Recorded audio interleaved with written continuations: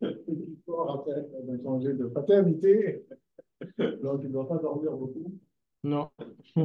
C'est ça. Et parmi ces quelques heures, ces rares heures de réveil, il a accepté de nous en consacrer trois en comptant les allers-retours pour venir nous parler de ses recherches. Donc, Eugène est professeur titulaire au DIRO, au département d'informatique et de recherche opérationnelle de l'Université de Montréal. Il a eu son doctorat à McGill, je ne savais pas ça, je pensais que tu l'as eu en France. À McGill à McGill en 2011. Euh, Principaux intérêts de recherche, c'est la conception de logiciels à l'aide de l'ingénierie dirigée par les modèles. C'était qui ton directeur? Hans. Hans? Oui. Ah oui, Hans Wangeloo. Ah, mon ami Hans, ok, ok. Hans Wangeloo. Van Helluwe. Wangeloo, oui. Qui est retourné Il est à Anvers maintenant. en Hollande. Anvers, Belgique. Belgique, oui. Hans, oui. D'ailleurs, Hans est supposé. Oui, il arrive dans une semaine. Ah, ok, supposé donner un séminaire. Oui. Ils ont fait un? Oui, je crois que je vais faire trouver, mais je crois que oui, c'est pour pas le suivant, mais ça d'après. Ok. Donc, ok, donc on a le disciple. Donc, l'ingénierie dirigée par les modèles et la conception de systèmes autonomes basés sur la simulation. En génie logiciel, il contribue aux techniques de modélisation spécifiques au domaine, à la transformation de modèles, modélisation collaborative. Ça rejoint la présentation d'aujourd'hui. Et la génération d'environnements de modélisation entièrement personnalisables afin d'améliorer l'expérience des utilisateurs. Dans le domaine de la simulation, ces travaux portent sur les jumeaux numériques, un sujet qui nous intéresse de plus en plus sur la thèse, la simulation à événements discrets et la co-simulation. Donc, sans plus tarder. Et puis, moi, c'est mon ami. Oui, oui. Ah, On se connaît bien. ça, c'est plus important. Voilà. C'est bon, merci, Hafid. Donc aujourd'hui, je vais vous parler de modélisation dans les environnements collaboratifs, différents sujets sur lesquels on a travaillé. Par contre, les diapos sont en anglais, mais je vais faire la présentation en français.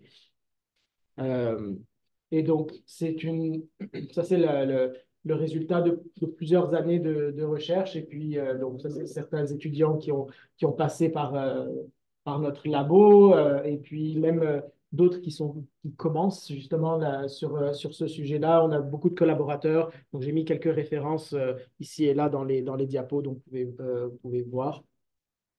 Donc, ce sur quoi je vais vous parler, donc on va regarder un petit peu la collaboration dans le monde de Model-Driven Engineering, donc l'ingénierie dirigée par les modèles.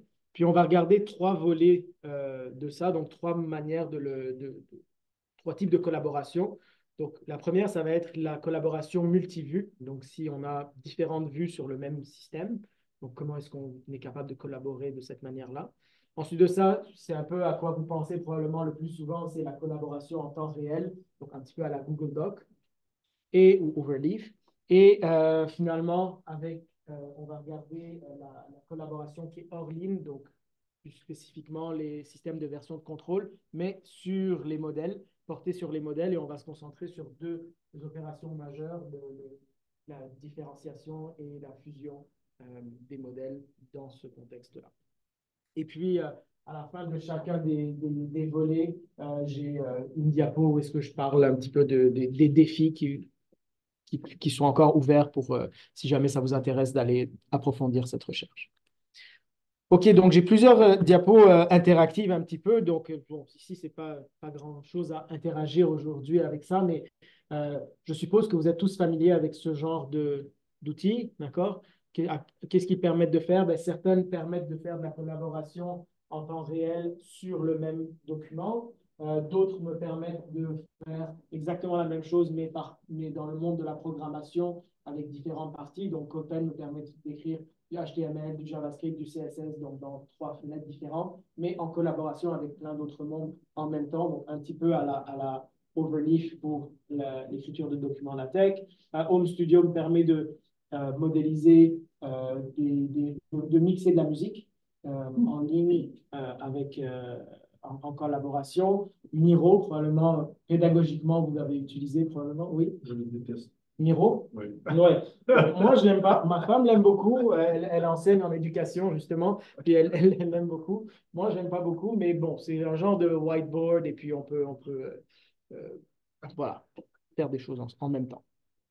Bon, maintenant, si on regarde, donc ça, c'était des outils très généraux, des logiciels très généraux, et ça, ce sont des outils qui sont spécialisés dans le Model-Driven Engineering, donc comme GenMyModel, les versions d'Eclipse qui permettent de rouler sur le cloud, AtomPM, qui est un outil qu'on avait développé depuis plusieurs années, GME, etc. Donc, est-ce que vous êtes familier avec certains des noms que vous voyez ici? Non? Oui, peut-être.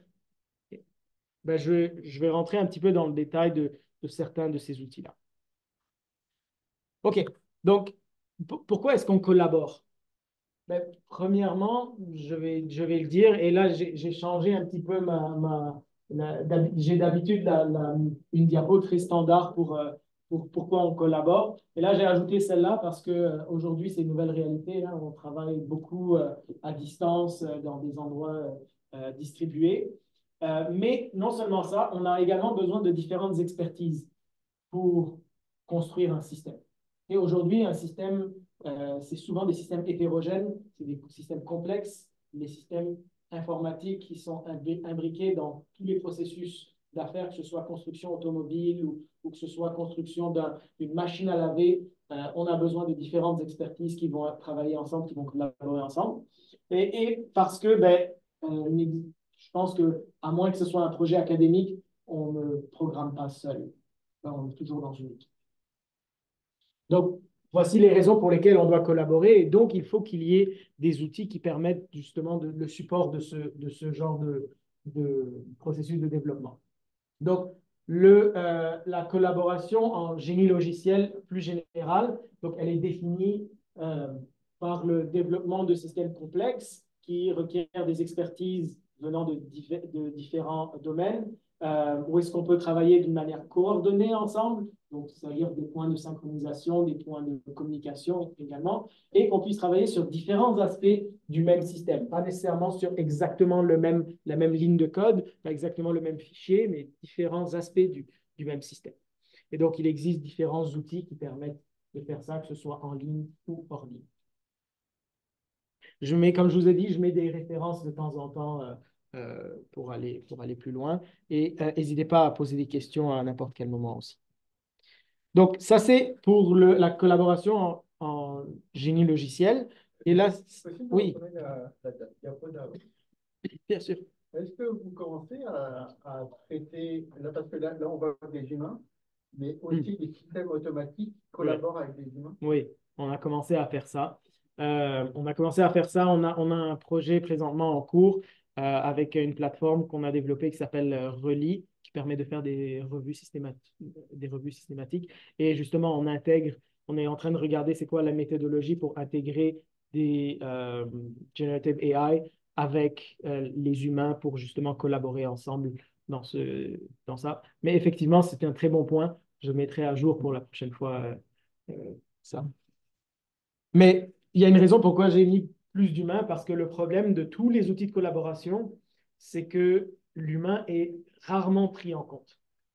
Et c'est un des problèmes, un des défis à mettre de l'avant.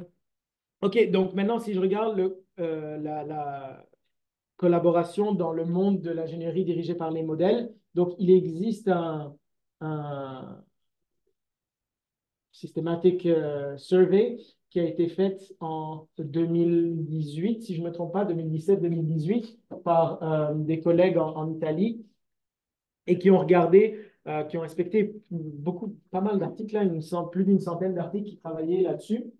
Et ce qu'ils ont fait, c'est qu'ils ont décidé de regarder la collaboration, donc la modélisation collaborative, sous trois aspects, trois dimensions différentes. La première, c'est la gestion des modèles, donc c'est-à-dire toute l'infrastructure nécessaire pour pouvoir avoir un repository, pour persister les modèles, pour faire les modifications, pour gérer les modèles, etc. la partie collaboration, donc pour qu'on puisse travailler ensemble et coordonner les modèles, donc que ce soit la notion de versionnement, que ce soit la notion de comparaison de modèles, de fusion, de gestion de conflits, de locking, etc. Et la troisième dimension qu'ils ont regardé, ben, c'est comment est-ce qu'on communique pendant comment est-ce qu'on communique pendant les collaborations. Donc, les communications peuvent réduire justement le degré de, en fait, les inconsistances qui peuvent arriver dans un milieu collaboratif, mais également comment est-ce que, sous quelle forme est-ce que les messages sont échangés, sous quel média. Ce qu'on a fait en 2021, c'est qu'on a repris leur étude et on a complété, c'est ce qu'on appelle un systematic study update. Donc, c'est-à-dire on met à jour une revue de la littérature qui a déjà été faite. Donc, c'est la partie colorée qu'on a ajoutée. Et en fait, on a analysé à peu près 70% de plus d'articles. Donc, plus d'articles, il y a 70% plus d'articles qui ont été publiés après la date de quand ils l'ont fait. Donc, ça montre que c'est encore pertinent. Hein, c'est ça le but, c'est de montrer que c'est encore pertinent comme recherche. Et donc, certains points qui sont ressortis de ces deux, en fait, de ces deux, parce qu'ils corroborent pas mal avec l'ancienne étude. Donc, plusieurs dimensions sont sorties. Donc, par exemple, la notion de modélisation à vue multiple, qu'on va discuter juste après. La notion de en ligne et hors ligne, donc real-time et hors ligne. Regardez des modèles de consistance qui sont plus relax. Donc, qu'est-ce que ça veut dire? C'est-à-dire, si j'ai deux personnes qui collaborent ensemble et quelqu'un fait une modification, est-ce que l'autre partenaire doit avoir immédiatement cette modification, doit recevoir cette modification, ou est-ce qu'on tolère un petit peu d'inconsistance temporaire pour faciliter certaines choses, peut-être pour au lieu de faire du locking, faire de la concurrence optimistique, etc. Et donc, il y a différents modèles de consistance. Je vais plutôt utiliser paradigme de modèle pour ne pas confondre avec le modèle de engineering. Donc, différents paradigmes de cohérence entre les différents vues, entre les différents aspects. Et un autre thème qui est ressorti très fort, c'est comment résoudre les conflits, parce qu'il va y avoir des conflits, hein, même si on utilise des structures de données qui sont conflict-free, etc., mais il y aura toujours des conflits qui vont arriver dans certains cas. Et donc, comment essayer d'automatiser le plus possible la résolution de ces conflits, que les humains n'aient pas à avoir à perdre du temps là-dessus.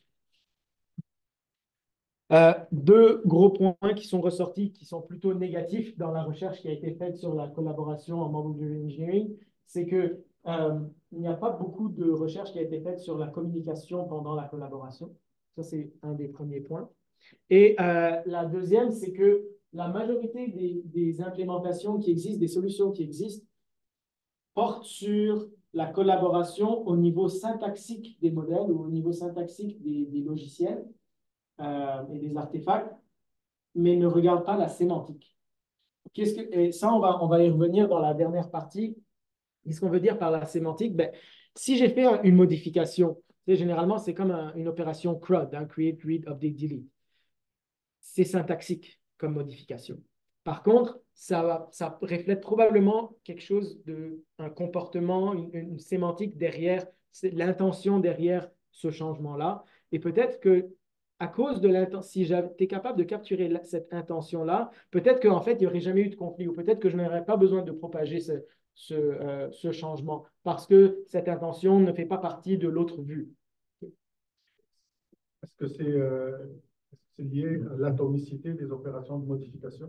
Non, on va parler d'atomicité, mais c'est pas nécessairement l'atomicité, c'est plus ça, parce que je peux avoir plusieurs, je peux rendre transactionnel plusieurs changements. Donc ça, je peux les agréger les encapsuler dans un. Euh, mais c'est plus l'histoire de quelle est l'intention derrière le changement et juste à savoir c'est quoi cette intention-là je vais être capable de réduire le nombre de conflits. qui vont arriver, je vais être capable d'optimiser un peu plus la communication qui va se faire dans l'échange sur le réseau. Est-ce qu'un exemple, ça pourrait être un développeur qui fixe un bug à un endroit, un autre qui fixe le bug à un autre endroit, donc il n'y a pas syntactiquement de conflit, mais le fait de fixer deux fois le bug, ça va... Mais en fait, j'ai un clone, ouais, c'est ça, je tombe à un code clone. Exactement, ça c'est un exemple. De cette situation. OK, donc il y a différentes situations avec lesquelles on peut collaborer. Donc, rappelons-nous qu'on a des équipes donc, de développeurs qui travaillent ensemble, mais je vais toujours le réduire à deux, mais il n'y a pas de, on ne perd pas de généralisation avec ça. Donc, la première, c'est que j'ai mes utilisateurs qui travaillent sur des artefacts ensemble, mais d'une manière hors ligne. Okay? Qui ont un même repository, mais hors ligne. Sur ça, j'ai différents collaborateurs qui travaillent ensemble sur exactement le même artefact. J'ai différents collaborateurs qui travaillent sur différentes parties du même artefact. Okay? Donc, je ne sais pas si vous connaissez en C#, en programmation .NET, il y a la notion de partial class, des classes partielles. Ça, c'est quand même assez utile et j'aimerais bien que ce soit présent dans tous les langages orientés objets, puisque je peux séparer ma classe en différents fichiers, mais la sémantique est que c'est l'union de ces fichiers-là. Et la quatrième, c'est que je travaille sur différents aspects, donc différents modèles, mais qui sont tous reliés. Il y a une notion de cohérence, de consistance, de mapping qui se fait entre eux d'une manière explicite, peut-être sous forme de contraintes, pour les garder cohérents. Donc ça, c'est les différents types de situations de collaboration qu'on va regarder ensemble. Alors, pour la première partie, on va parler de modélisation multivue. Okay? Donc, premièrement, définition, c'est quoi une vue? Donc, les vues sont utiles pour la collaboration parce qu'elles permettent de personnaliser comment on peut interagir avec le modèle. Donc, j'aime bien l'analogie des lunettes 3D, où est-ce que dépendamment de si je mets les lunettes ou si je ne mets pas les lunettes, je vais apercevoir différemment. Et donc, un petit peu la vue, c'est un petit peu comme un filtre qui se met au-dessus du modèle. J'emploie le mot modèle, mais ça peut être le code, ça peut être n'importe quel artefact. Donc, c'est une vue qui permet de voir uniquement peut-être certains éléments ou faire une abstraction de certains éléments qu'il y a dans le modèle. Donc, et il permet d'avoir différentes représentations du même modèle, mais je peux le représenter sous différentes formes. Ça, c'est une première utilité à la notion de vue. Deuxième utilité, c'est que je peux décomposer le modèle. Donc, par construction, je peux construire le modèle, concevoir les modèles par des vues, en faisant des unions ou des agrégations de vues ensemble, donc qui ont été développées d'une manière isolée. Et troisièmement, c'est un petit peu plus pour le côté sécurité. Donc, j'ai une manière d'avoir une granularité plus fine pour contrôler quels aspects du modèle peuvent être modifiés, sont en lecture seule, etc. Et donc, je peux prévenir certaines opérations que je veux empêcher. Donc, définissons ce qu'est une vue. Donc, la vue, dans notre jargon, c'est une projection des propriétés d'un modèle. Qu'est-ce que ça veut dire, une projection? C'est-à-dire que j'ai un domaine d'application. Donc, c'est comme une fonction mathématique où est-ce que j'ai un domaine et je fais une projection de ce domaine-là vers un autre domaine. Okay? Mais il y a un mapping qui reste ici et on va définir c'est quoi le lien de ce mapping-là. Par contre, ce qui est important, c'est que ce n'est pas une projection nécessairement sur les éléments syntaxiques du modèle, mais c'est sur l'ontologie, donc la sémantique, les propriétés du modèle.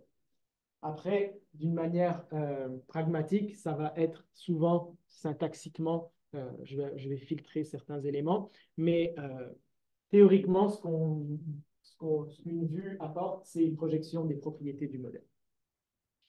Et donc, une vue peut être soit un sous-ensemble propre, donc c'est-à-dire du modèle. Donc c'est-à-dire peut-être j'ai 10 éléments, ben, dans cette vue, j'ai juste 5 éléments parmi ces 10.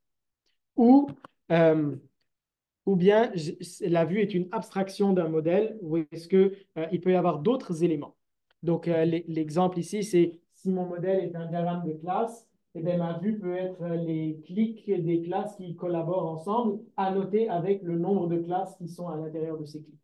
Okay, donc, ce n'est plus un diagramme de classe UML, c'est devenu une autre notation, mais ça reste une vue, une projection, donc je garde ces propriétés-là, sont préservées dans la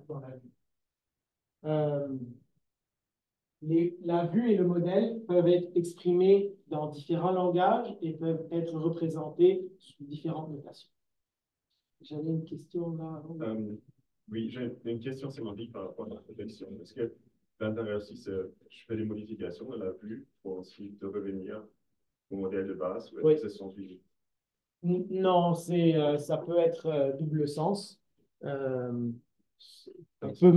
Ça dépend comment Après, c'est une question d'implémentation. Est-ce que j'ai accès au modèle directement ou est-ce que je dois toujours passer par une vue pour accéder au modèle? Donc, si c'est l'un ou si c'est l'autre, je vais avoir des modifications bidirectionnelles ou pas. C'est pas seulement une projection, c'est plutôt vraiment marqué au sens que je peux changer. Ça dépend de Mais la vue elle-même, c'est une projection du modèle. Après, dépendamment de l'implémentation que j'en fais, ça peut être effectivement un homomorphisme. J'avais une question qui était assez proche. Est-ce que techniquement, on a la nécessité de pouvoir reconstruire un modèle à partir de toutes ces vues? C'est possible de faire ça. Si je mets UML, c'est comme ça que ça fonctionne. Dans UML, j'ai un modèle sous-jacent que je ne suis pas capable de voir au complet. La seule manière de le voir, c'est quand je génère le code et je regarde tout le code. Mais sinon, c'est l'union de tous mes diagrammes, que ce soit un diagramme de classe, diagramme de séquence, diagramme d'état. Et donc, c'est l'union de tout ça qui définit le modèle complet. Après, dans UML, ce qui est particulier, c'est que chacun de ces vues sont des modèles aussi. Okay, donc, c'est un peu particulier. On va voir la terminologie justement en ce sens. Ouais. Pas pour être tannant, là. Oui, vas-y. Mon premier réflexe est de dire that's an expansive view of the view. The next slide is more pragmatic. Okay. Mais tu peux poser la question. Projection, pour moi, c'est réduction de dimension. Par exemple, je projette un espace 3 dimensions, un espace 2 dimensions. Mm-hmm. Mais là, ça n'a pas l'air que c'est le cas. Tu te donnes la liberté de, comme cool. tu disais, different languages, etc. Exactement. Donc, it's almost like any function. Mais c'est parce que en fait, c'est les trois questions ici sont un peu reliées. C'est que vous pensez beaucoup à une projection syntaxique. Et c'est pour ça qu'ici, on dit, ce n'est pas une projection sur la syntaxe, c'est une projection sur les propriétés du modèle. Les propriétés vont être préservées, les propriétés vont être réduites ou affinées. Mais syntaxiquement, je suis libre, je reste libre. Okay? Je me permets cette liberté. Après, quand j'implémente l'outil, ben, il va falloir que je fasse des choix. Et les choix vont me forcer à justement penser en ces sens. C'est-à-dire qu'une projection, il y a une perte d'information.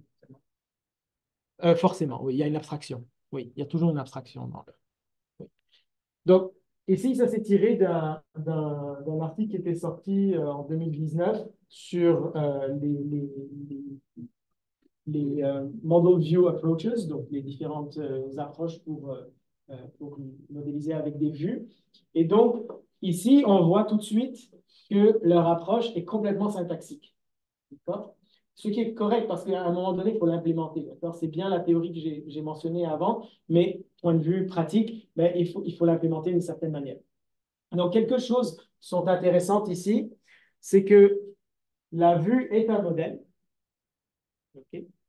La vue doit être conforme à son propre langage, qui est un métamodèle, donc à son propre langage. Que je sois une vue ou que je sois un type de vue, je dois référer à au moins un élément. D'accord? Donc, sinon, qui appartient à ce modèle de base.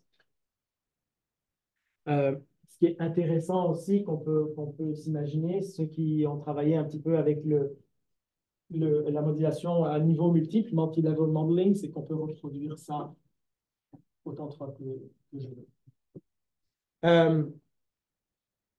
Et puis, le lien ici du viewtype vers le viewpoint, c'est que je peux avoir différentes syntaxes concrètes, différentes représentations pour le même type de vue, donc pour différentes vues. Et donc, je peux avoir, par exemple, une notation textuelle ou une notation graphique pour exactement le même modèle, pour la même vue du modèle. Alors, regardons un exemple.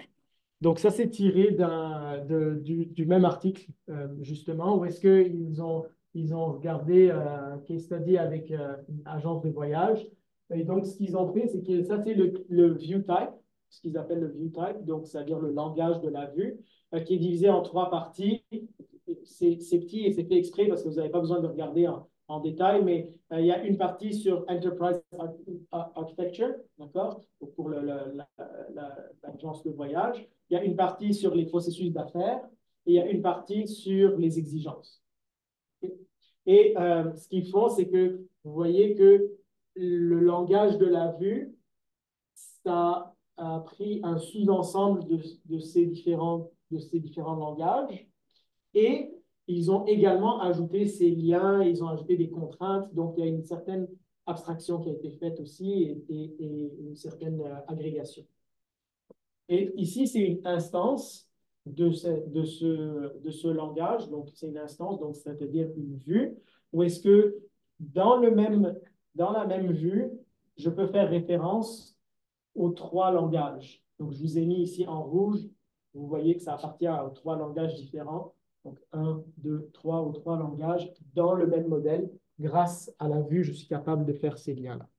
Donc, dans cet exemple-là, on a un seul métamodèle et plus Non, j'ai 3 métamodèles. J'ai 3 métamodèles, mais j'ai défini mon view type comme étant, j'ai sélectionné ces éléments du métamodèle, ces éléments de ce métamodèle, ces éléments de ce métamodèle. J'ai défini ces liens, j'ai défini ces contraintes. Donc, c'est comme une opération qu'on fait au-dessus des différents métamodèles pour que je puisse les combiner. Qu'est-ce qu'on fait dans les scénarios quand il y a overlap entre des modèles? Ils utilisent souvent, ça utilise le namespace pour éviter les overlaps. Ouais. Mais après, s'il y a des overlaps qui sont plus sémantiques, mais là, faut définir. Souvent, ce qu'on va faire, c'est qu'on va retirer cette partie-là de ce view type. OK, donc là, on a une meilleure idée de c'est quoi les vues et les vues multiples.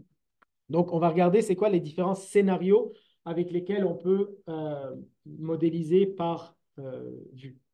Donc, le premier, c'est ce qu'on appelle multi-user single view. Donc, c'est-à-dire j'ai plusieurs utilisateurs qui travaillent sur la même vue, qui projettent un modèle. Ça, c'est je partage l'écran. Et ça revient au même. Ici, j'ai multi-vue single model. Donc, c'est-à-dire j'ai une personne qui travaille sur une vue, une autre personne qui travaille sur une autre vue, mais les 2 vues sont des projections du même modèle. Scénario 3, c'est multi-vue, multimodèle. Donc, c'est-à-dire j'ai une personne sur une vue, une autre personne sur une autre vue, et chacune des vues est une projection de modèles différents qui sont soumis à des contraintes globales, qui sont soumis à certains. Donc, c'est un petit peu celui qu'on vient de voir, l'exemple qu'on vient de voir, ça tombe dans cette situation. Et finalement, c'est single view multimodal, donc où est-ce que j'ai une vue, mais qui joue le rôle d'agrégation entre différents modèles qui ne sont pas connectés nécessairement. Et donc, vous voyez ici que j'ai une vue qui connecte ces 2 modèles et sachant qu'il y a quelqu'un d'autre qui travaille sur une vue qui est juste sur un seul de ces modèles. Et donc, étant donné ces différents types de scénarios de travailler sur des vues multiples, on peut se poser la question sur qu'est-ce qui se passe si je fais une modification, si je suis dans cette situation et je fais une modification, l'autre va le voir tout de suite. si je suis dans le scénario 2 et un fait une modification, ben, ce n'est pas nécessairement que je vais propager le changement. Peut-être que cette vue-là n'a pas les éléments, il n'y a pas, tu sais, ça va juste être s'il y a une intersection, etc., etc. Donc, on va regarder ces différentes situations. J'ai une Oui. question. Euh,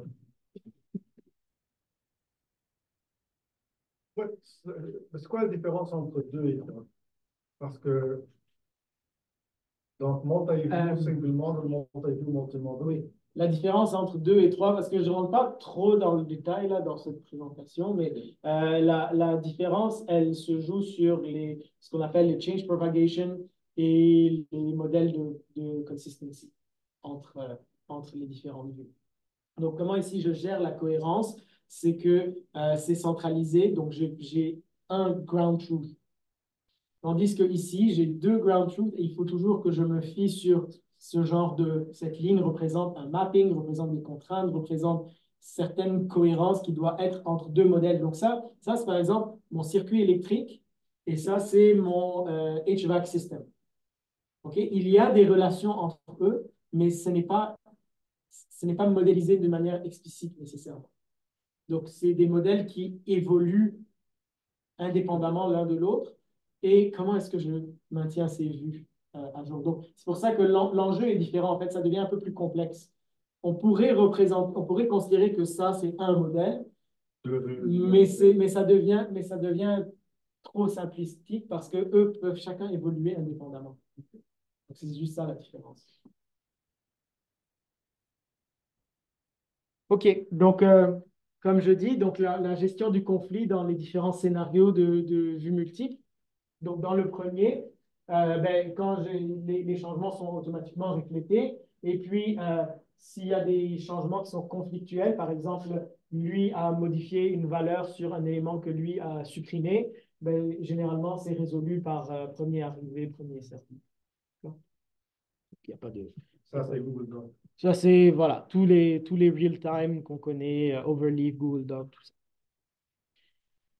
Si je suis avec des différentes vues sur le même modèle, donc uniquement les changements qui ont été faits dans l'intersection des 2 vues doivent être reflétés dans l'autre. Et il n'y a pas de gestion de conflit, il n'y a pas une stratégie de conflit qui est générique, qui va fonctionner tout le temps. Il faut se concentrer à regarder qu'est-ce que ça veut dire la cohérence, la consistance entre les deux vues. Est-ce que si lui a dit plus 1 dans ses X, il l'a assigné à 7 et lui, il l'a assigné à 8, peut-être que dans ce modèle, j'ai une tolérance d'erreur de, je ne sais pas, de 3%, quelque chose comme ça. Donc, je n'ai plus de... Donc, pour moi, le 1 de différence entre les deux ne veut rien dire. D'accord? Donc, il n'y a pas de solution miracle. Il faut regarder cas par cas, c'est quoi les... donc, cas par cas, je veux dire pour chaque modèle, pour chaque domaine d'application. Dans le troisième, ici, on ne peut pas propager directement les changements. Il faut décider quand et si on propage les changements. Parce que certains changements qui arrivent par exemple, imaginez, ça c'est un diagramme de classe et ça c'est un diagramme de séquence. Okay? Ils sont soumis à des contraintes communes. Par exemple, les objets du diagramme de séquence doivent être définis dans le diagramme de classe, etc., etc. Si je fais une modification au niveau du diagramme de classe, ça ne sera pas nécessairement propagé. Par exemple, si j'ajoute un attribut, le diagramme de séquence n'a pas besoin de savoir ça.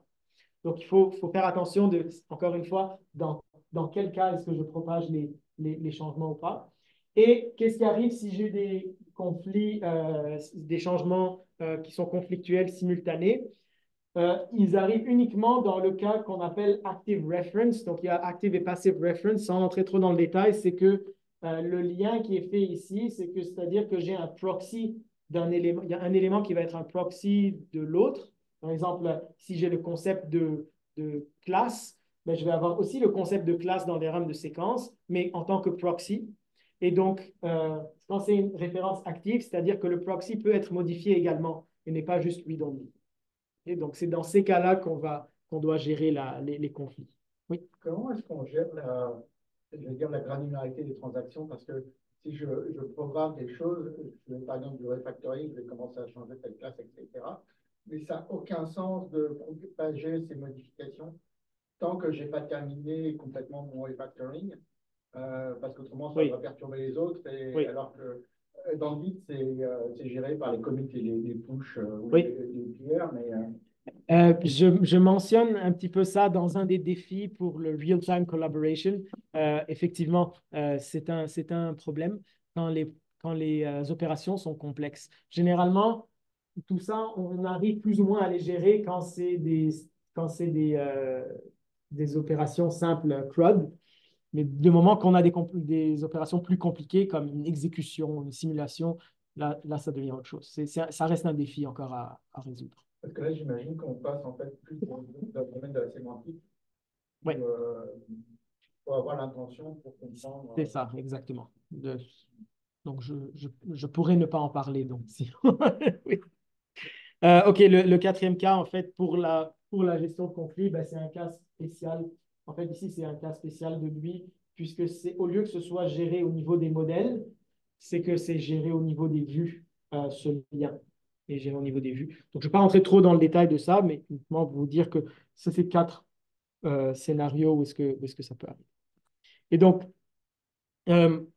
après avoir expérimenté avec différentes implémentations, donc quelques défis qui sont ressortis, c'est que la majorité, et puis aussi en ce qui est provenant des résultats du survey, là, du systematic review, c'est que il y a plusieurs solutions qui existent pour le scénario 1, où est-ce qu'on collabore sur la même vue. Il existe des solutions préliminaires pour le scénario 2, où est-ce que j'ai différentes vues sur le même modèle, par exemple les outils UML, etc. Mais pour les scénarios 3 et 4, clairement, il n'y a pas d'outils viables qui existent encore. Le support de différentes notations n'a pas été vraiment investigué. Les gens ont beaucoup focusé sur la syntaxe abstraite des modèles, pas beaucoup sur la représentation de ces modèles-là. Par contre, il existe des nouvelles tendances, nouvelles des années 2020, notamment sous le terme de blended modeling, où est-ce que je peux avoir différentes notations dans les mêmes langages, ou des éditeurs projectionnels, où est-ce que je peux où est-ce que je dissocie la notion de représentation de chaque élément. Est-ce qu'on peut imaginer un environnement dans lequel on a un modèle ou une vue qui représente ce qu'on veut obtenir, par exemple, avoir la référence qui est les 4 tests. Et donc, tant que les différents intervenants modifiant leur code ont des modèles satisfaisent les 4 tests, c'est correct. Et ce modèle-là, il vit indépendamment. C'est une manière de préserver la cohérence sémantique. On utilise souvent les 4 tests pour s'assurer que le comportement est toujours le même. Après, il y a les problèmes de savoir est-ce qu'il y a une assez grande couverture des 4 tests, etc. Mais si on suppose que les 4 tests représentent tout le comportement, ben oui, ça peut être une manière, effectivement. C'est ce qu'on utilise aussi souvent dans le monde de la programmation. Finalement, dernier défi ici, c'est sur la gestion des conflits, donc qui est toujours un défi, un open research question. Donc, comment je mets à jour les vues et ça va faire le lien avec la prochaine partie de la présentation, c'est le besoin d'avoir un paradigme de cohérence qui est plus relax, qui permet des divergences. Normalement, je vous aurais demandé si vous avez des questions, mais je pense que vous les avez eues. OK, on passe à Real-Time Collaborative Modeling, donc la collaboration en temps réel. Donc, il existe différents outils. Donc, je vous mets un screenshot des différents outils que je vous avais montrés au début, que vous m'avez dit que vous ne connaissez pas trop. Et donc, ils permettent justement de collaborer en généralement en temps réel, mais pas tous permettent de faire en temps réel. Je vais parler un peu plus de AtomPM, qui est l'outil qu'on a développé dans mes différents labos.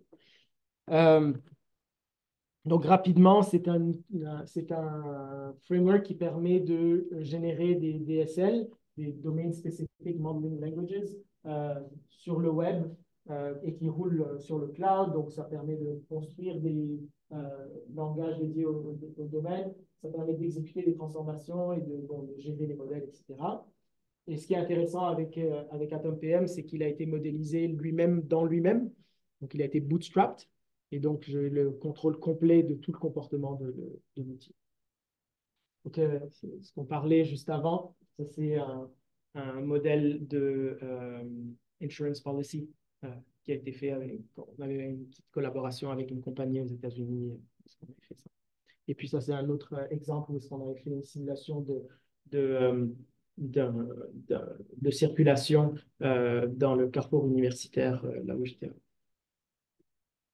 OK, donc rapidement sur l'architecture, donc comment est-ce que ça permet la collaboration, ce genre d'outils. Et donc, ça ne veut pas nécessairement dire que c'est représentatif de tous les différents outils qui existent, mais je vais vous en parler de un en particulier que je connais un peu plus.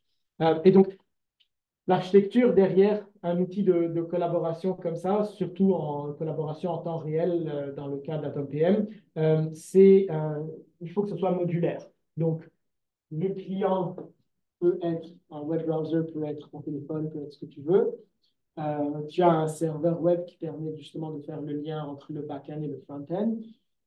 Tu as si tu veux, le kernel à l'arrière qui permet de faire de gérer les modèles, de faire les opérations, d'exécuter, de faire les modifications, etc.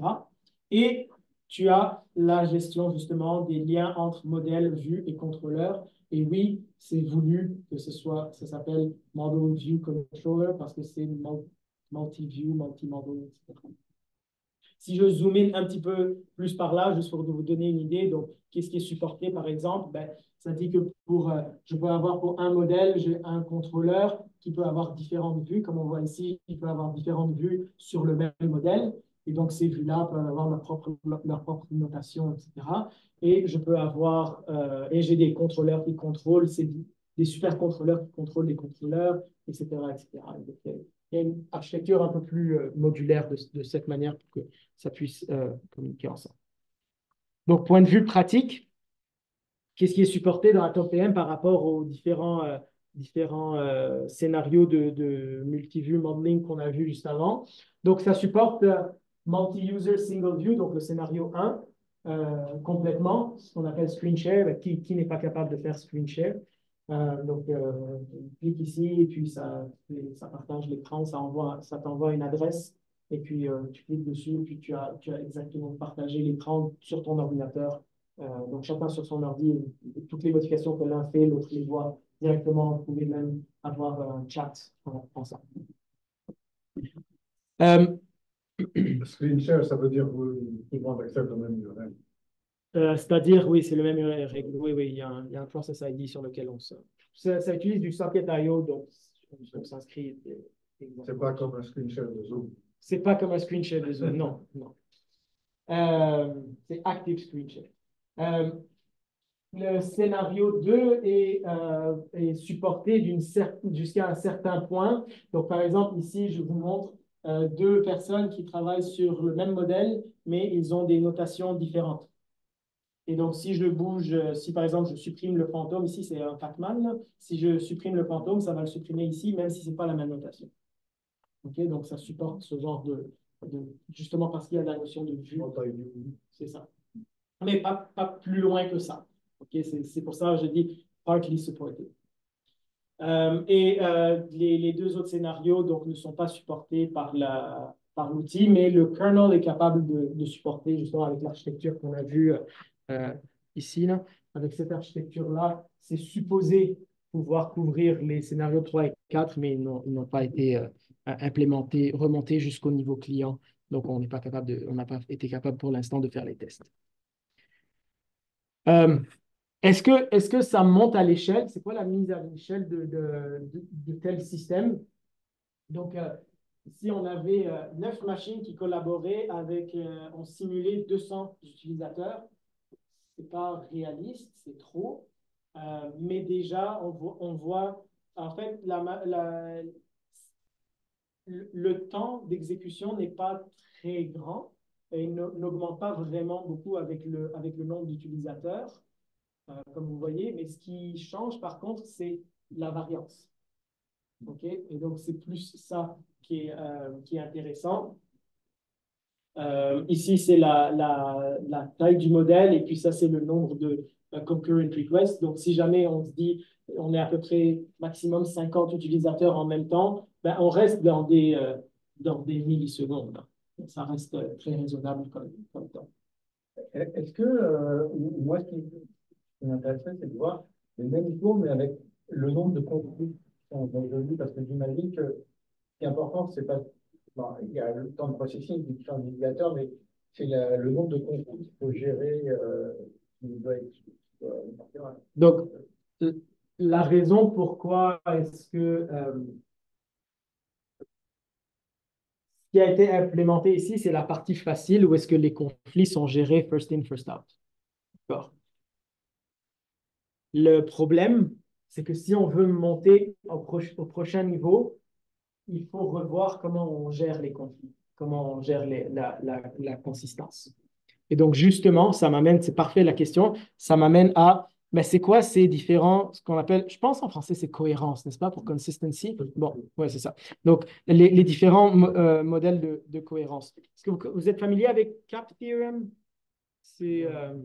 Ça date quand même, là.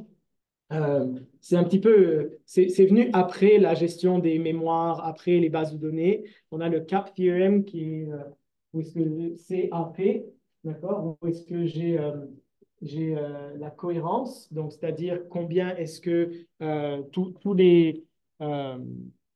est-ce que- s'il y en a un qui lit, l'autre qui écrit, ben, il va lire ce qui a été écrit, donc ça va être cohérent. Availability, donc c'est-à-dire est-ce que chaque requête qui a été reçue, qui a été envoyée est garantie d'être reçue par un autre. Et partition tolerance, c'est permettre de subvenir aux problèmes de réseau. Donc, c'est-à-dire si le réseau se coupe, qu'est-ce qui se passe quand je reviens, etc. Et donc, ce que Brewer avait démontré en 2000, c'est que le CAP theorem veut dire que je ne peux jamais garantir tous les trois. Okay? En fait, c'est toujours deux que je peux garantir. En théorie, oui. En théorie, exact. Mais la solution, exactement, c'est exactement ça. En théorie, non, je ne peux pas garantir les trois, sauf si je décide de relâcher un petit peu la cohérence, la notion de cohérence. Et donc, il y a un spectre de cohérence, donc que je sois très strict, c'est-à-dire il faut que ce soit, s'il y a un changement, ça doit être exactement, tout le monde a exactement ce changement, jusqu'à ce qu'on appelle des eventual consistency, donc des cohérences où est-ce que je vais éventuellement être cohérent. Je suis garanti que je vais être cohérent, mais pas tout de suite. Mais ça va être garanti que ça va l'être. Ce qu'on appelle de la Inch'Allah cohérence. Inch'Allah cohérence, exactement. C'est bon, peut-être que je vais la mettre celle-là. Ouais. Donc, ça, c'est ce qui est sorti de l'article. Donc, ici, c'est Strong Eventual Consistency. Retire le problème de la résolution de conflits dans les vues en assurant que j'ai une solution unique pour tous les changements concurrentiels et de manière à ce qu'il n'y a plus aucun conflit qui est résolu et tous les conflits sont résolus de manière déterministe. On appelle la ISC, Inshallah Consistency. Inshallah Consistency. Ce qui m'amène à un exemple de structure de données qui me permet, qui implémente justement les SEC, donc le Strong Eventual, le Inshallah Consistency. Donc, c'est un framework algébrique mathématique assez solide qui permet donc c'est par Shapiro, qui permet de garantir que je n'ai pas que je n'ai jamais de conflit entre différentes vues qui travaillent ensemble. Et donc, pour cela, et donc ici, je parle ils ont le state-based, ils ont le operation-based. Donc, si je parle de operation-based, c'est que les opérations, quelle que soit l'opération que je fais, elle doit être toujours commutative. Donc, A avant B ou B avant A, ça n'a pas d'importance. Associative. Donc, est-ce que je fais tout ce groupe d'opérations, suivi de ce groupe d'opérations, ou l'ordre dans lequel, en fait, le fait n'a pas d'importance. Et idempotente, c'est-à-dire que je peux, si je reçois la même opération plusieurs fois, c'est comme si je l'ai reçue une fois. Donc, regardons, ça ressemble à quoi? Avec un exemple super simple, parce que j'ai juste une variable, x égale à 10, avec mes deux vues ici. Donc, à temps t1, j'augmente x à 15, et donc j'envoie un update. Donc, l'autre va recevoir le update 15. Entre-temps, à T2, je change à 20, mais le update de 20 arrive plus tôt. Okay. Et donc, on est supposé avoir la même chose à la fin, mais ce n'est pas le cas. Donc, ce n'est pas eventually consistent. Là, on est dans une situation incohérente. Donc, ce qu'on veut, c'est que ce soit cette solution-là qui arrive. Donc, pour résoudre ce problème, les CRDT, ce qui permettent de faire, un des paradigmes de CRDT, c'est Last Writer Wins, c'est le LWW. Ce qu'on fait, c'est qu'on en rajoute un timestamp après chaque opération. Et donc, comme ça, quand je reçois une opération, si celle-là, je vois que le timestamp est plus jeune plutôt qu'une que j'avais déjà avant, je dis bien. Et c'est ça le Last Writer Wins. Et donc, ça fonctionne surprenamment bien comme paradigme. C'est quand même, ça a l'air simple, mais le problème, c'est que tu dois implémenter tes propres opérateurs. Et ça, c'est quand même un challenge. Donc, comment est-ce que parce que CRDT, originellement, a été défini sur des nombres, des ensembles et des hash maps. C'est tout. C'est tout ce qui est disponible. Après ça, toi, tu construis tes structures de données, tes abstractions plus haut. Donc, ce qu'on s'est dit, est-ce qu'on peut utiliser les CRDT pour les besoins d'MDE? Donc, pour ça, j'ai besoin de la notion de graphe. Okay, donc, je dois monter plus haut que des nombres. Je dois monter à des graphes avec des nœuds, des arcs, etc. et la cohérence entre eux. Supporter les niveaux d'abstraction différents, donc avec les vues, et avoir des vues différentes. Et donc, on a travaillé avec Istvan, on avait travaillé sur ça, et puis on a développé l'outil qui s'appelle Loki, qui permet de faire du near real-time collaboration. Donc, on rajoute near parce que c'est eventual consistency. Ça se peut qu'il y ait un petit délai entre ce que moi j'ai fait et ce que toi tu fais de ton bord. Mais ça va toujours être cohérent. Et donc, on les a augmentés pour des attributed, disconnected type, j'ai mis attributed 2 fois, multigraphs, donc des graphes avec des graphes de modèles, en fait. Et ça supporte également les différents niveaux de modélisation. Donc, les détails sont dans l'article, je ne vais pas entrer trop dedans, simplement vous parler rapidement à quoi ça ressemble derrière l'architecture. Donc, il y a un éditeur, puisqu'on est dans un environnement de modélisation, il y a un éditeur qui utilise une API qui permet d'avoir, qui, elle, est une abstraction au-dessus de comment tous les modèles sont représentés de manière uniforme, et comment est-ce que les CRDT ont été customized pour ce genre de structure de données. Et ensuite de ça, ça fonctionne avec un échange de communication. Je ne sais pas si vous connaissez ZeroMQ, mais ça permet de faire justement comme des pub-sub, comme des publish-subscribe patterns, ou est-ce qu'il y en a un autre qui a son propre, c'est un réplica de ça. Donc, tout le monde a les mêmes réplicas, donc tout le monde a des CRDT sur place. L'API, ça c'est un exemple d'API qui est généré, qui va encapsuler à l'arrière les modèles physiques, donc comment représenter tous les modèles, et qui, elle, encapsule derrière comment est-ce que je l'implémente dans CRDT, que je m'assure que toutes les opérations soient associatives, commutatives et idempotentes. Et donc, ça c'est un exemple ici, où est-ce que j'ai mon modèle, mon instance, my task, qui est conformes au métamodèle MindMap. D'accord? Puis ces choses-là sont représentées par, donc ici, je suis au niveau du domaine spécifique API, Linguistic Modeling Layer. Ensuite de ça, je tombe au Physical Modeling Layer. Donc ici, je représente tous les modèles comme des objets, il y a des attributs, il y a des associations. Donc c'est tout modèle est toujours représenté dans ce format. Vous pouvez imaginer, ceux qui ont travaillé avec Eclipse, que ça, c'est comme eCore. C'est un peu la même chose. Et ensuite de ça, chacun ici implémente un CRDT spécifique. Et donc, LWW Map, LWW Vertex, Edge, etc. Et il existe différents outils qui permettent de faire ça. Donc, Loki est là, mais il existe d'autres outils qui permettent la collaboration en temps réel. En particulier, si vous regardez ce qui a écrit SEC, ça va être ceux qui implémentent les CRDT. On a SyncMeta, qui est l'équipe de Shapiro qui l'a fait. Donc, si peut-être vous avez déjà entendu YJS, YJS. Donc, c'est l'extension de YJS pour les modèles. TGRL, ça a été fait par l'équipe de Gunther Musbartmann, qui est à McGill.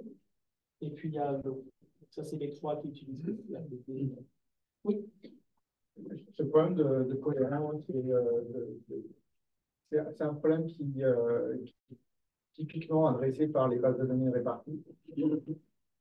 Oui. Est-ce que, et il y a eu d'énormes travaux qui ont été faits, je pense à l'État de Delta, par exemple, par la etc. Est-ce qu'on pourrait imaginer de construire les couches au-dessus justement de bases de données réparties, pas dans le sens où c'est réparti entre serveurs, mais réparti dans ce cas-là entre modèles qui devraient être cohérents, et utiliser des mécanismes avec beaucoup d'optimisation pour être en dessous? On peut utiliser les mécanismes des bases de données réparties. C'était notre première intuition. Après, quand on a regardé, en fait, ça ne fonctionne pas pour quand on veut le faire en real time. Il y a combien de temps? Il y a 10 ans. 10 ans, parce que je pense qu'il y a beaucoup Il y a peut-être eu du nouveau. Ouais. Là, c'est qu'en fait, c'est comme si c'était l'équivalent de dire j'utilise un mécanisme comme Git pour collaborer en temps réel. C'est un peu contre-intuitif. Parce que là, on voit avec des bases de données réparties ou même c'est basé sur des fichiers, par exemple, dans l'ancienne Spark, c'est massive, où il y a des couches au-dessus qui garantissent quasiment en temps réel la cohérence. C'est hyper optimisé. Ouais. Peut-être la peine de revoir. Ouais, excellent.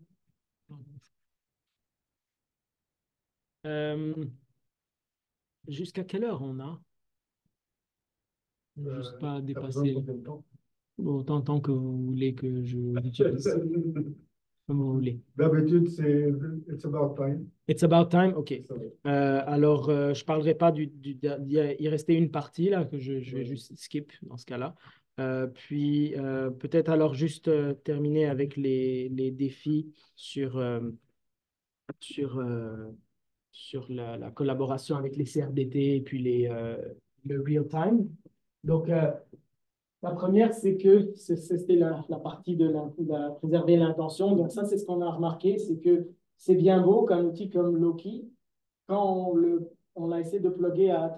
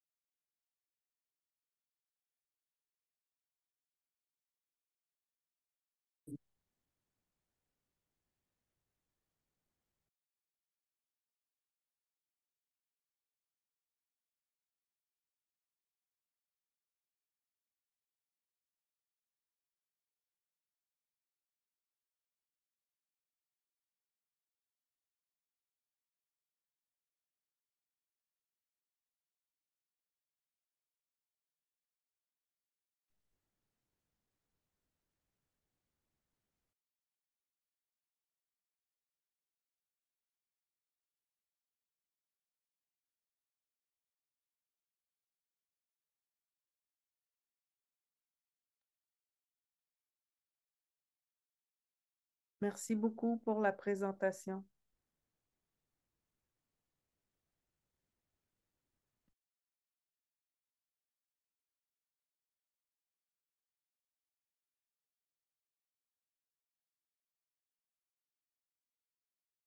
Je pense que Pertan, tonton Sylvie, ils sont en train de régler le problème de son.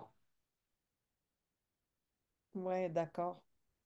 Alors, j'ai beaucoup apprécié cette présentation. Je pense C'est que intéressant, ouais. ce matériel pourrait être utile. J'ai l'idée de monter des cours de travail collaboratif en projet de Voilà, développement. je repartage juste l'écran. Désolé, c'était mon ordi qui est mort. C'est bon.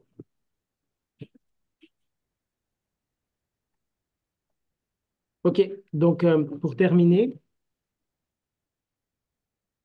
euh, le, le premier défi, donc, c'est justement sur la préservation de l'attention. Donc, ce qu'on a vu avec les CRDT, c'est que c'est bien beau, ça fonctionne bien comme dans une plateforme comme Loki, où est-ce que tu as un éditeur qui peut être un command line, etc.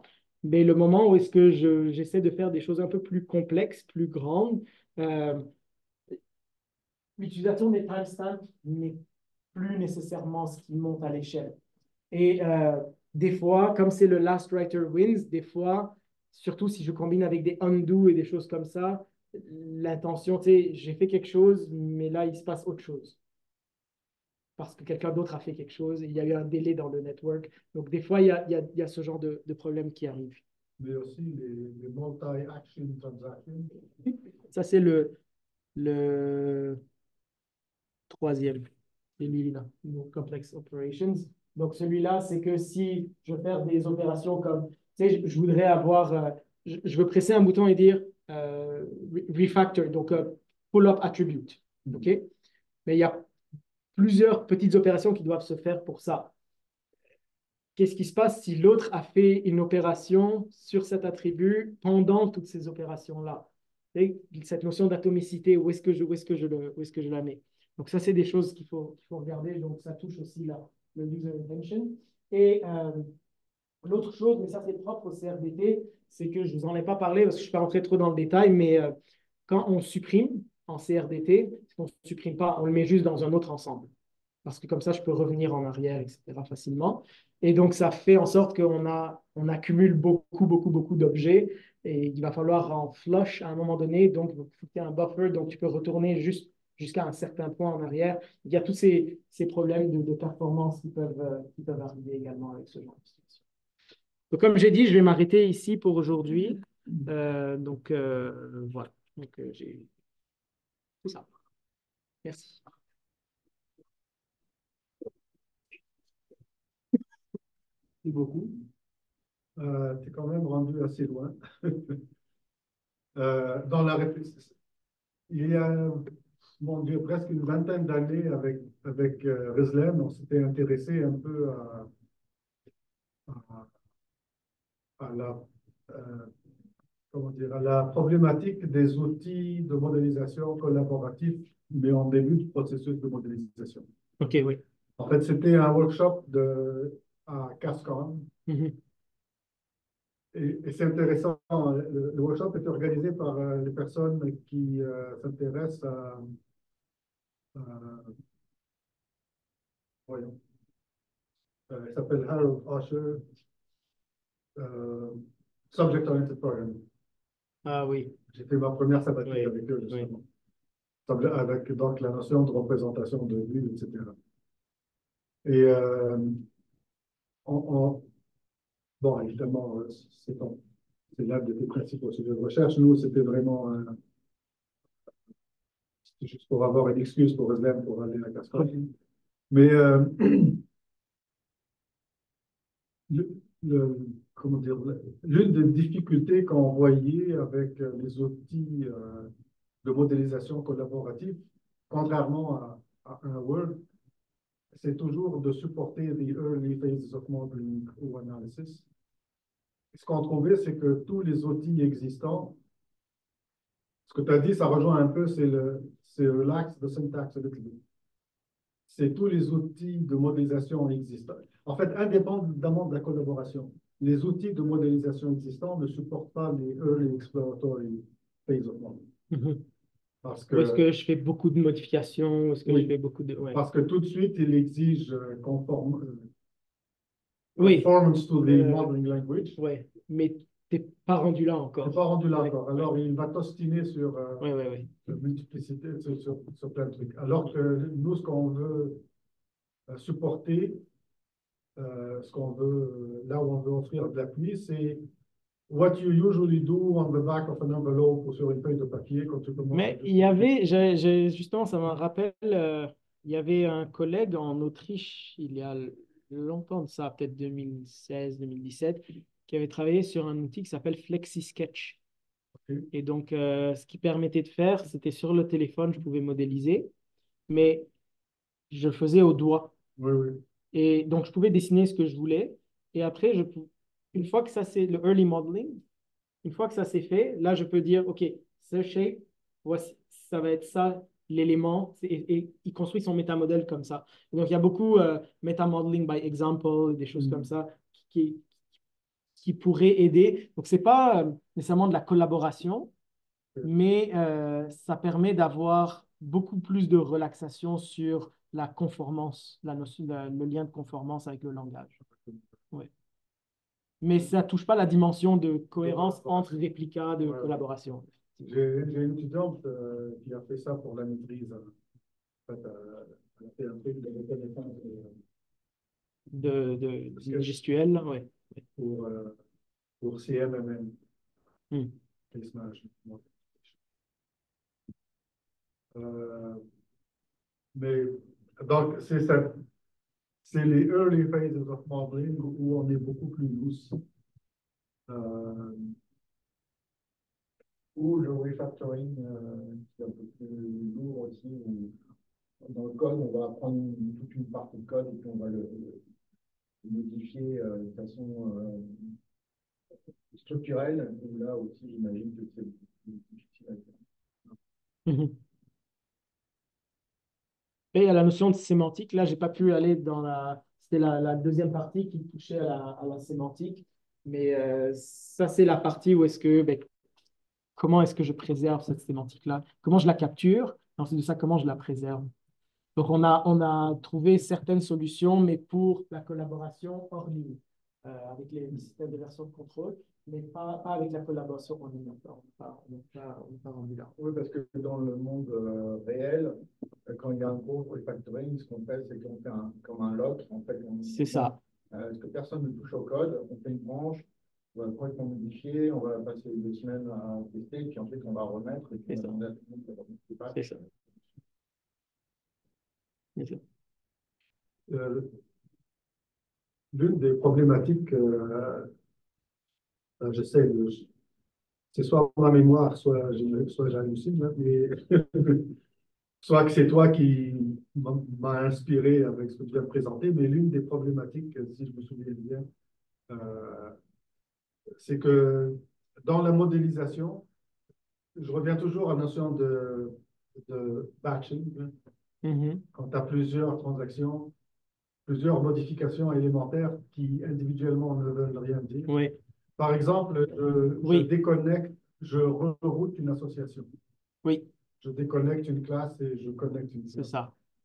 Et l'un des défis qu'on avait identifié à l'époque, c'est how to recognize it as such.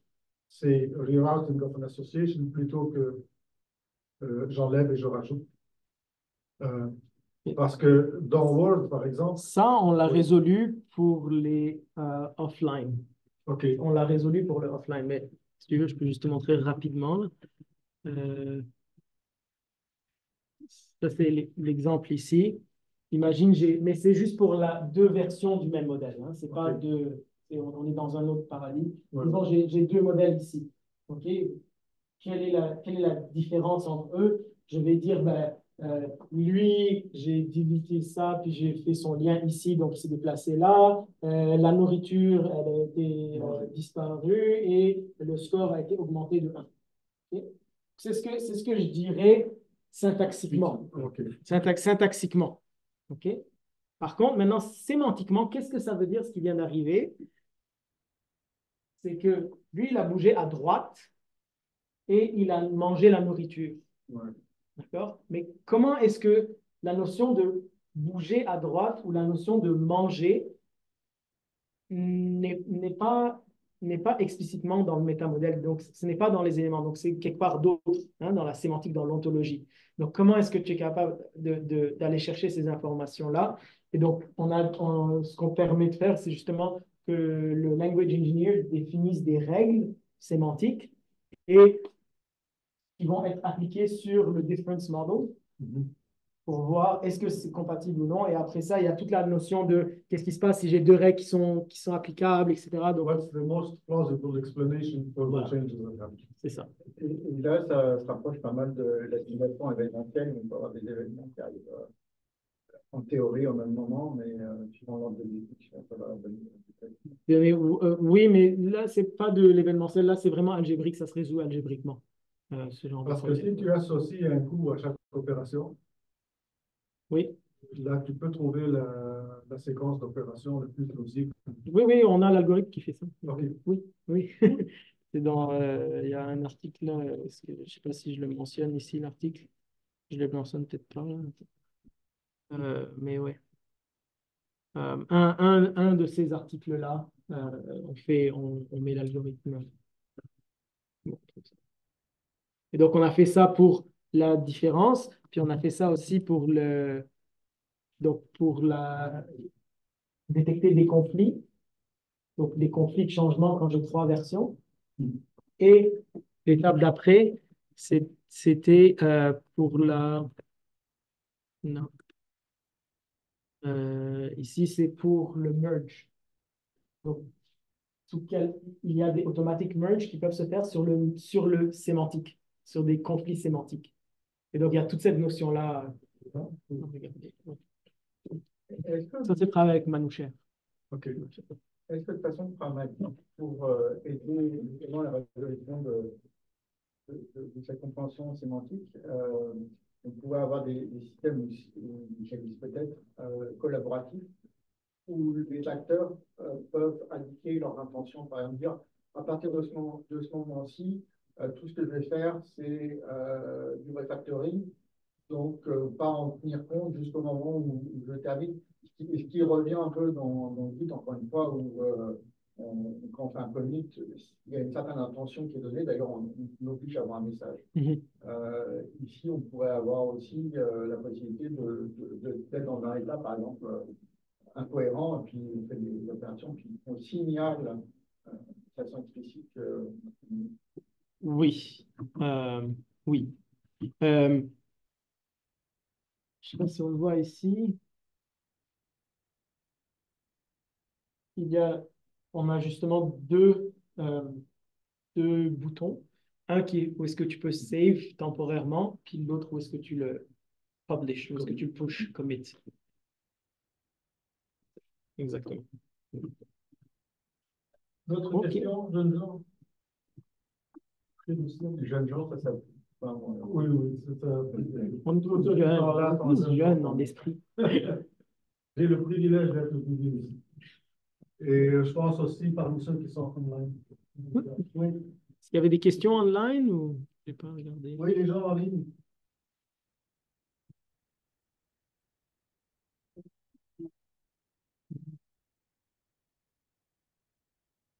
Ok.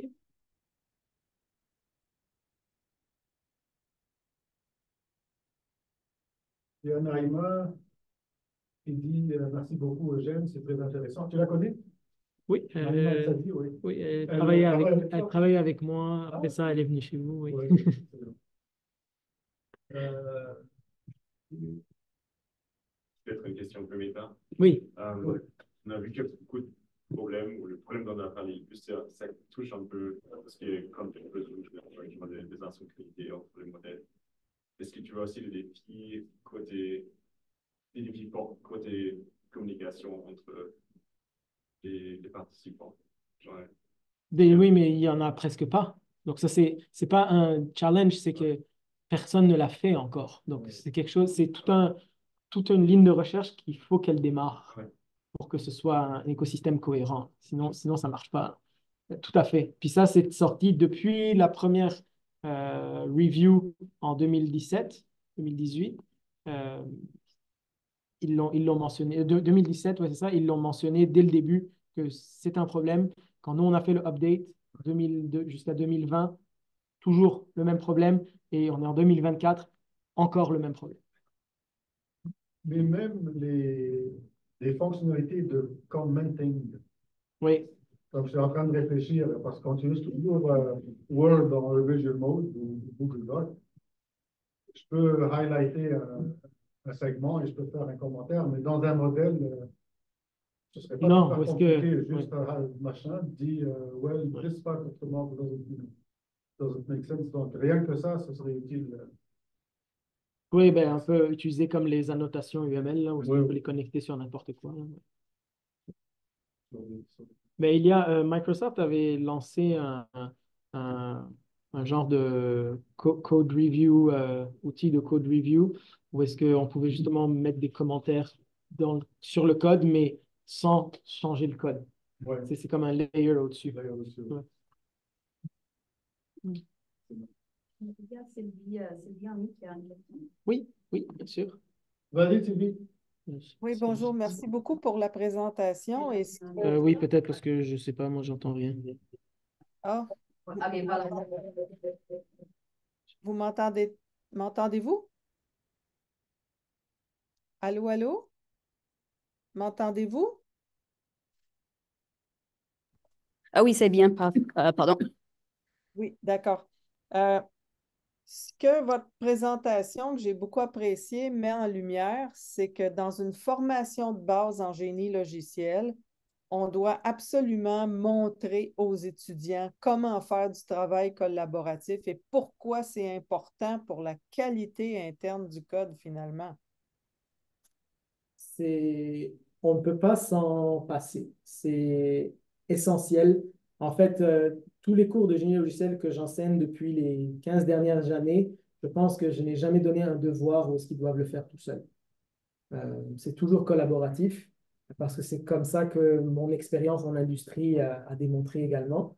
Puis, c'est pas seulement ça, c'est qu'aujourd'hui même, on est rendu dans une réalité où est-ce que on travaille dans des endroits différents, même si on collabore ensemble.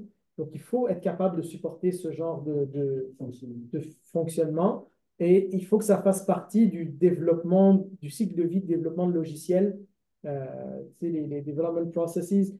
Comment est-ce que j'intègre cette distanciation? Comment est-ce que j'intègre cette collaboration? Et comme vous le dites aussi, sur la complémentarité des expertises. Et ça, c'est quelque chose qu'on voit dans tous les gros logiciels qui sont développés. C'est que je vais avoir un expert en présentation, un expert dans la logique de base de données, un expert dans la logique orientée objet, et ils vont tous collaborer ensemble parce qu'ils vont devoir communiquer, leurs API vont devoir communiquer ensemble. Et comment est-ce que je m'assure que tout ça est cohérent? Donc, tout ce que j'ai montré aujourd'hui s'applique également au, au génie logiciel traditionnel également. Bien sûr. Alors, merci beaucoup. Merci. Juste de penser par rapport à ce que tu viens de dire, qu'on a des experts qui collaborent dans une petite unité. Ça ressemble beaucoup à DevOps. Je pense qu'il y a des groupes de 5-6 personnes. Ah oui, oui. Peut-être Oui. ça serait intéressant de voir quels sont les moyens de communication qui sont déjà établis dans ce contexte-là. Bonne idée. Excellent. Good. S'il n'y a pas d'autres questions, on va lâcher le. C'est bon. Merci tout le monde. Merci beaucoup.